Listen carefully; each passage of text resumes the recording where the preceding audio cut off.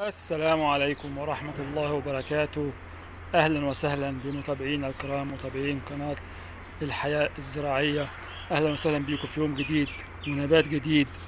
والنهاردة مع الشوفليرة.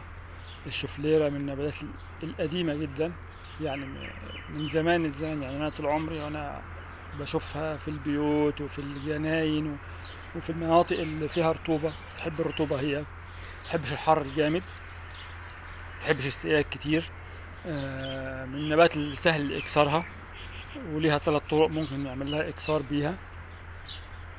ومنظرها جميل، بالذات لما بتنضف الأوراق بتاعتها. بتنضف ورقها، ورقها بيلمع، شكله تحفة. وقت الزراعة بتاعتها وقت التعقيل، يعني عامة في الغالب، يعني الناس كتير سألتني على موضوع وقت التعقيل. احنا بنشرح على النباتات كتير، بس ما بنقولش يا جماعة امتى نعمل عقلة وامتى ناخد نعمل إكسار للنباتات. النباتات عامة بتبتدي في أول الصيف، وفي أول فصول الصيف، يعني أول شهر 2 كده، آخر شهر 1. أول 2 معاك لحد 5 كمان، ممكن 6. نص 5، نص 6، سوري. ممكن تعقل فيه عادي، مفيش مشكلة.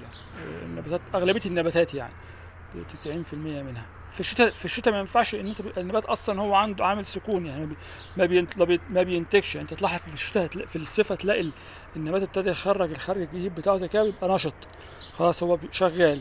فانت لما بتاخد عقله، او بتاخد ورقه، او بتزرعها في نشاط، في العصاره شغاله والنبات شغال، فهيبتدي يشتغل معاك بسرعه. في الشتاء طبعا بيفشل الموضوع ده، لان مفيش، هو النبات اصلا داخل في مرحله السكون، فمش هينتج معاك اصلا. فعشان كده في الصيف افيد واحسن. في في بقى طبعا بعض المزارع بيبقى عندهم امكانيات عاليه، ان هو ممكن يعقل في الشتاء، ممكن يحط هرمونات، ممكن يوفر جو مناسب ان النبات يقدر يشتغل في الشتاء. دي حاجه بترجع. وفي طبعا غير الزراعه بالانسجه، في بعض المحاليل المعمليه، دي حاجه تانية خالص. يعني احنا مش هنخش في الكلام ده. احنا عاملين القناه دي للناس حبايبنا اللي قاعدين في البيت، اللي عندهم زراعيه جميله زي كده، مثلا بتصفر ورقها. 90% من الناس بتشتكي ان الشوفليره ورقها بيصفر ويقع. دي 3 عوامل او 4 عوامل. اولا ان النبات قاعد في حته ما فيهاش ضوء. النبات بيحب الضوء بس مش ضوء الشمس، يعني مكان ضوء بس ما فيهوش شمس، مش شمس مباشره.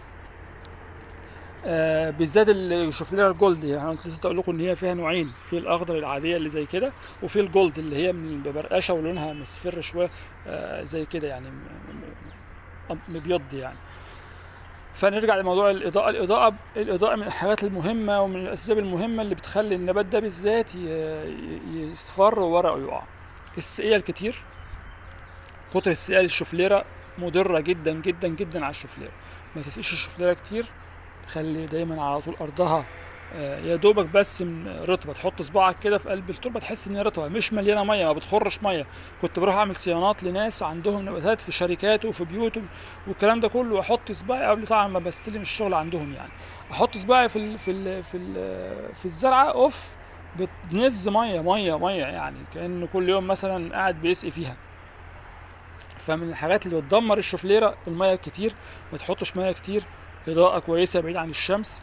الحاجة التالتة التهوية. لازم تكون القصرية مهوية من تحت. احنا قلنا قبل كده، في كل الفيديوهات اللي بتكلم فيها يا جماعة، لازم يبقى أي قصرية عندك بتزرع فيها لازم فيها تهوية. ما ينفعش تبقى مقفولة كده، انتهى الموضوع يا باشا. شوية المية قعدوا تحت، عملوا عفونة، بوظ لك الجدر، الزراعية وقعت وانت مش دريان اصلا، لان حاجة انت اصلا مش شايفها. يعني انت دي حاجه مش شايفها، وتيجي تشتكي الزراعه بتقع. طب ما الزراعه بتقع عشان هي مزروعه في مفيش تهويه. لازم يبقى في تهويه، لازم اضاءه كويسه، ما تديش ميه كتير. التسميد، رابع حاجه التسميد. لازم تحط سماد متعادل للنبات وبكميات قليله، على الاقل في الشهر مره. وبرضه في فتره النشاط بتاع النبات، في السكون كده كده النبات مش هيستفاد بالسماد اللي انت هتحطه، بالعكس انت بتعمل عليه لود زياده، هو مش محتاجه، مش هيستفاد بيه في الفتره دي. تبتدي تسمد مع اول ما النباتات بتشتغل، مع اول الصيف بيديك شغل ممتاز، وتلاقي النبات ما شاء الله زي ما انت شايف كده، بصحة وعافية جميلة، وتبقى انت فرحان ومبسوط. واعرف ناس كانت بتشغل مزيكا للنباتات في البيت، تقعد تدلع فيها الصبح، الله كميلة كميلة طيب نرجع بقى لموضوعنا عشان ما نخرجش عن الموضوع اللي احنا بنتكلم فيه. اكسار الشفلية ممكن تعمل لها اكسار بثلاث طرق. اولا بالعقل الطرفيه، زي ما احنا اتكلمنا قبل كده، النباتات اغلبيه النباتات العقله الطرفيه زي كده. تاخد عقله من هنا، هوريك دلوقتي تعملها ازاي. تاخد عقله وبتزرعها، او بالترقيد، الترقيد الهوائي، بتيجي على العقله برضو بتقص من هنا اللحاء الخارجي بس، تعمل حز بسيط من هنا ومن هنا ومن هنا، من فوق مثلا كده بتاع 5 سنتي، مفيش 5 سنتي يعني، ممكن 3 سنتي، من هنا ومن هنا كده. وبتشيل اللحاء، وبتكون مجهز البتموس بتاعك، ومعاك الكيس او ازازه المتوفر في البيت يعني، بتحط البتموس وبتقفل عليها من فوق ومن تحت، وبتسيبها مثلا 20 يوم 15 يوم، انت حسب ظروف الجو الموجود اللي عندك. بتبتدي تخرج جذور، بتقص من تحت العقله بتاعتك، بتشيل الكيس، بتزرع في الارض. هعمل لكم ان شاء الله حلقه عن التعقيل الهوائي بالتفصيل الممل والتكات والحركات اللي بتحصل، عشان تقدر تاخد انتاج مظبوط. يعني الترقيد ما يبص معاك من غير منشطات ولا الكلام، يعني من غير منشط جذور، ما اقصدش منشط حاجه ثانيه يعني، من غير منشطات جذور يعني. تمام. فاحنا دلوقتي هنعمل بس، وفي طريقه الثالثه احنا قلنا عليها اللي هي بالورق. يعني انت ممكن تاخد عود منها كده وتزرعها، بيعمل جذور وبيشتغل. بس يعني في الغالب 90% من شغل الورق بيبقى بطيء شويتين ثلاثه في الانبات، وفي ان هو يطلع لك بعد كده عود كويس. الاسرع طبعا التعقيل بالعقله، والتعقيل بالترقيد بالترقيد الهوائي. فهنقول دلوقتي الترقيد الهوائي. نتوكل على الله، نكون مجهزين المقص بتاعنا اهو. طبعا انا معقمه تمام، ننضفه بس. وهناخد عقله، خلينا في واحد عود تاني يكون طويل شويه، يعني ناخد العود الطويل ده طالع كده طالع، هنقص منه عقله اهي، هنيجي كده اوبا، قصينا اهو تمام. هنشيل الورق،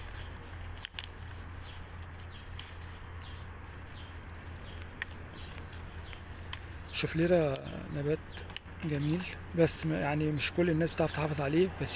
كتير جدا بيشتكوا ان هو بيقع، ما بيعيش عندهم فترات طويلة، مع ان هو بيقعد يعني من النباتات الجميلة اللي بتقعد فترات طويلة، وبيكبر يعني. لو انت حاطه مثلا عندك حوض بره البيت شويه، بس طبعا مظلل الحوض، مش حوض يعني في الجنينه من بره والشمس تضربه وشكرا انتهت يعني. لا، عايزه مكان يكون تحت، زي ما قلنا قبل كده، تحت تعريشه، تحت نخله، تحت حاجه يكون تحت منها ظل، وبعيد عن لفحه الهواء الحر.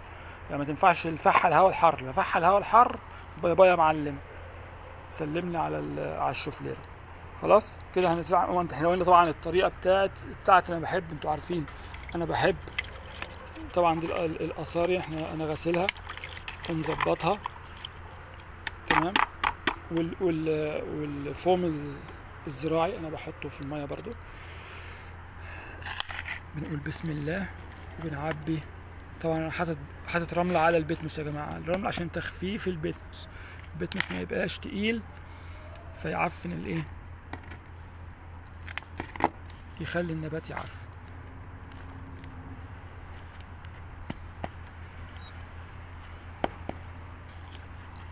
بنحط كده اهو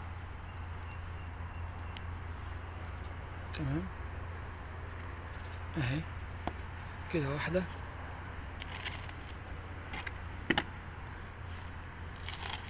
اهي زرعناها ما شاء الله. طيب الفوم بقى، هنرجع للفوم.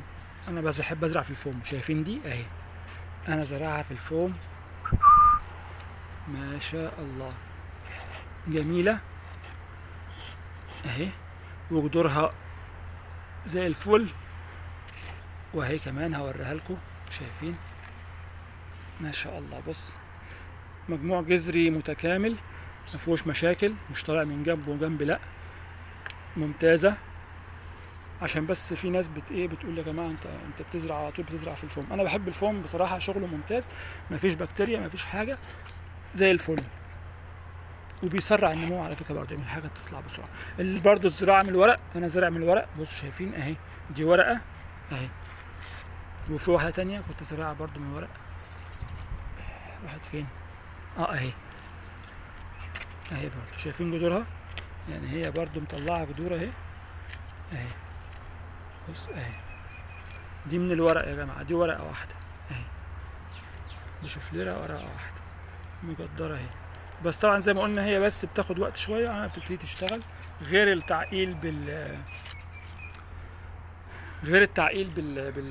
بالاطراف بالعقل يعني، او بالترقيد الهوائي، بيبقى اسرع طبعا، وبرده بيبقى اكتر انجاز يعني في الوقت، غير التعقيل بالورق، غير الاستنساخ الورقه نفسها.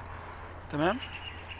وده على فكره مش في الشفليره بس، ده في حاجات كتيره، مش الشفليره بس، في كل 90% من النباتات اللي بتستنسخ من الاوراق بتبقى ابطا من